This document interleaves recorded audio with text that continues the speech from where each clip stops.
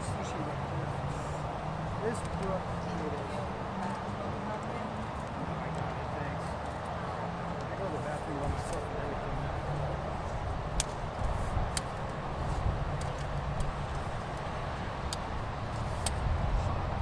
Mafia sushi. Did they got a wall called Secret Fishes? This site's in Yakuza all up in there.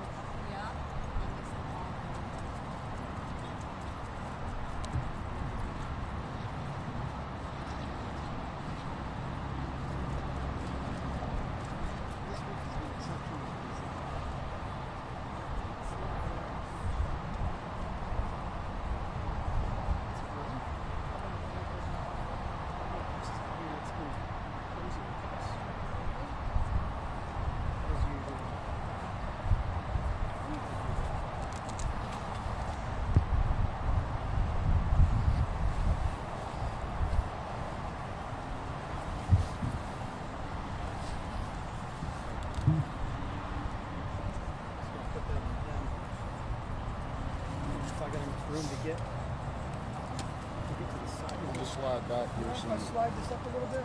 Yeah.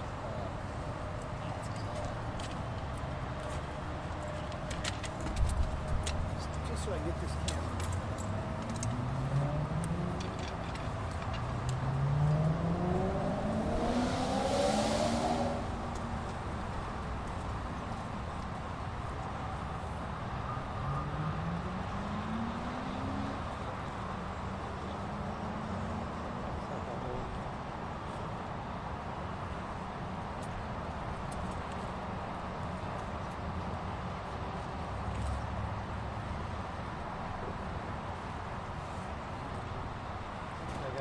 Room for it.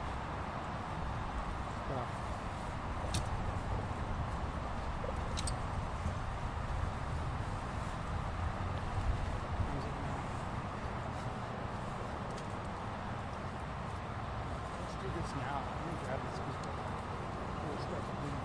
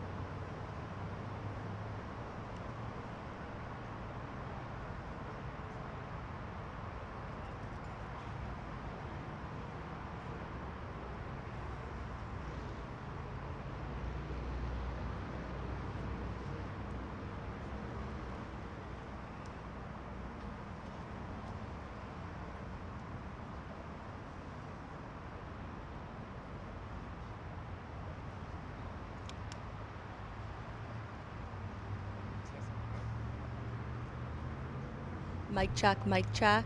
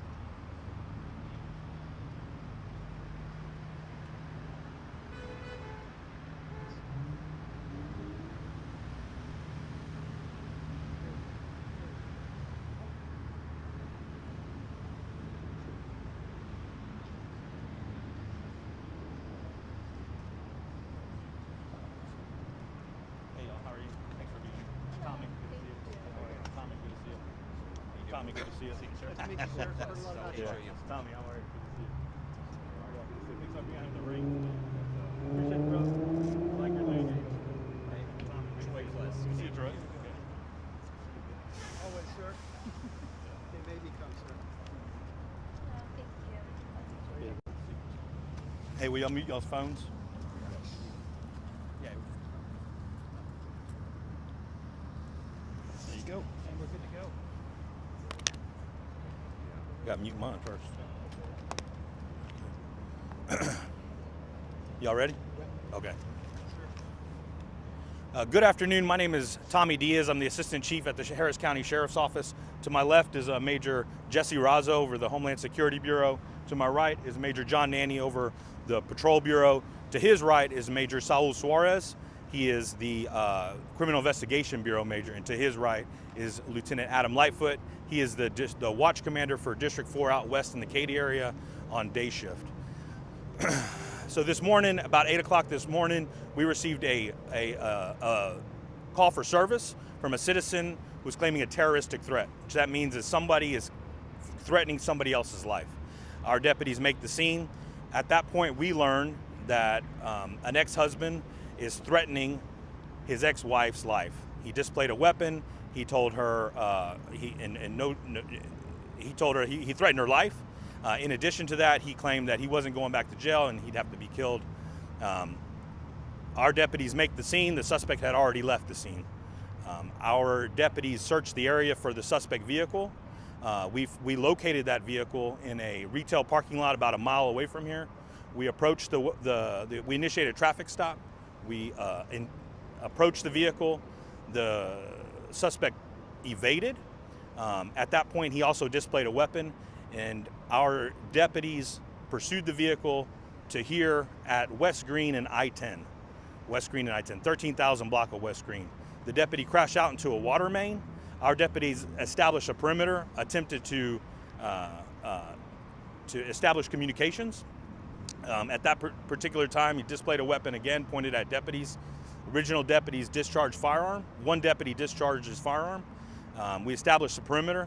We requested our tactical team to the scene. They arrived. At that point, we were still attempting to establish communications. He refused to talk to us. He was threatening, yelling obscenities and things of that nature. Then he displayed a weapon, pointed it again at our deputies, who discharged again. At no point was the suspect shot, and at no point were deputies injured. So what you're going to see now is a lot of investigators on scene from the homicide unit. They'll lead the criminal investigation. You'll see investigators from the Office of Inspector General. They'll review the shooting and check for any policy violations. You'll also see folks from the DA's office, because at the end of the investigation, this will be presented to the District Attorney's office to assess what our deputies' actions.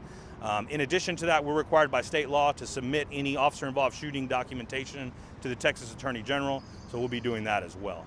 Where's the suspect right now? The suspect's currently in custody. We have him in custody. He did, at a certain point, make a decision, and a wise decision, to get out of the vehicle and turn himself in. How long did that take? It took 20 minutes from the moment that the pursuit ended until he finally Is gave there himself. anyone else in the vehicle with him? No, sir. There was no one else in the vehicle. Do you know what kind of firearm? It was a semi-automatic pistol. And what about the ex-wife was making, said that she was being threatened. Was she hurt at all? No, sir. We're very fortunate that she was not injured. We're very fortunate that the deputies were able to get there quickly. This has been an ongoing issue with this particular suspect and his ex-wife. And so we'd actually been to that address a few times, and we had filed terroristic threat from the night before as well. So we responded out there last night, completed an investigation, and submitted that information to the DA's office, who accepted charges of terroristic threat from last night. So the suspect actually had an open warrant today from an investigation we did yesterday. Was there something, an arson-related incident on Sunday with the suspect? That's an ongoing investigation. The fire marshal office would be primary on those types of investigations. We are communicating with them because we're getting some information that there might have been a threat of arson or an attempted arson. Was there any restraining order that you know of against him between the two? No, ma'am, not at this point. I'm not aware of that. But traditionally what will happen in these types of situations, we'll do a magistrate's order of emergency protection, which is valid for 2 years. But I don't know that off the top of my head. And how was she? Was she hurt in any of that? No, she's not hurt. We're very fortunate. And, as all of you know, this past weekend was very busy on unincorporated Harris County. We had a couple of murders that were family disturbances that turned into murders. So that's one of the primary drivers of murders. And so we're very, very fortunate and thankful that this ended with everyone being able to either go home safely or being in custody safely. So why was there no further action taken against the suspect, even though there was a terroristic threat? So what'll happen in state law, we're required to file charges on these type of things. So we interfaced with the district attorney's office, who accepted those charges, which is we're thankful that they did, because that gives us a little more teeth when we go to look for the suspect. At that particular time, we did have a warrants units in the area looking for him. So it wasn't that we didn't do anything. It was just we had to locate him. And so, fortunately this morning we were able to find him not too far from here. So I guess just to clarify, so like why wasn't he taken into custody? Well, we didn't have him. He wasn't on scene. Okay. Apologize for that. Just want to make sure. Yes, sir. Okay. When was the warrant put out for his arrest? I couldn't tell you the exact time, but it was last night on night shift, so which would be between 10 p. and 6 a.m. So that it was walked through, which means we expedited it. Will you talk about, you just mentioned it before, how a number of your homicides are domestic violence related. Yes, ma'am. I think at a certain point, Sheriff Gonzalez said something about like 2/3 or something like that. Will you talk a little bit about any statistics you can give us or any numbers about domestic violence? Yes, ma'am. So the three primary drivers for crime in in Harris County, from Baytown to Katy, anywhere in there, is going to be one of the primary drivers is domestic violence. And that doesn't mean just intimate partner violence. It could be brothers and brothers or fathers and sons. And so in this, it's about a third of our murders in unincorporated Harris County are related to some sort of family violence. So in addition to that, it's one of our primary calls for service that we respond to. So they're increasingly difficult because we have to spend time on the scene to investigate, find out, is there any additional evidence? Are there any witnesses? Sometimes it's only a complainant and a suspect that we have two different sides of the story. So we communicate regularly with the district attorney's office, and we get their guidance on these cases, and then we send them over to our investigators who follow up. It is a very difficult problem to address, but we're working with our partners, whether at the Houston Area Women's Center or at the district attorney's office or through some of the commissioners, especially out here. Commissioner Leslie Baronis been a very big advocate for finding new solutions for domestic violence. Can you give us an age for the suspect? Yes, ma'am. The age of the suspect is 59 years old. And how far away was the ex-wife or the other location where this started from here? Adam, do you know about how far it was? It was about a 3-minute pursuit, so I'd say. But from the original scene from last night? Approximately 2 miles. 2 miles away. So it's all very close. And Did then you the say that a deputy hit a water main, or was that the suspect? The suspect crashed into a water main, and it did affect two businesses. So we've already notified the MUD out here, the Municipal Utility District. So they're en route to come fix that and get these businesses back in service. some sorry, some businesses said that they heard like 10 to 15 shots. Is that the exchange of gunfire between? Yes, there was 2 episodes where shots were fired. One, there was 1 deputy. The second time there was 3 deputies. Okay. And they had body worn camera, and so that'll be reviewed as we conduct the investigation. Did the suspect ever discharge his weapon? I can't claim that he did. I don't know that he did. We know that he did point it. Is the information I have. So as we do the investigation, we'll see if there are any discharged shell casings, in the vehicle and things like that. How many shots, sorry, did you say around the fire? Oh, I multiple people shot, so I don't want to say we shot X amount when it could be Y later. You referenced that he said that he was not going back to jail. Do you know anything about his history? No, I don't know. That's just that's what the report he told us, and we're conducting that to see a little bit more background information on him. But it all stems from a domestic disturbance. So sometimes these are volatile. When someone's trying to leave a relationship, it really it escalates. So it's not always that this person had a criminal history. But any other questions? No? Okay. Appreciate y'all. Thank you. Thank you very much. Thank y'all for coming in the rain. Thank you. Yeah. Thanks again. I appreciate Thank you. you. Yeah, Yeah, but thank it you. is really important to us. We're doing a lot on the domestic violence front. Yeah, and it's not just the sheriff's office. We work with our partners in the city. We're pursuing different avenues to have more victim advocates. Because a lot of what happens is we're responsible for investigating. We need someone that's going to help the person guide the process. And by what I mean by that is hey, I may rely on this person.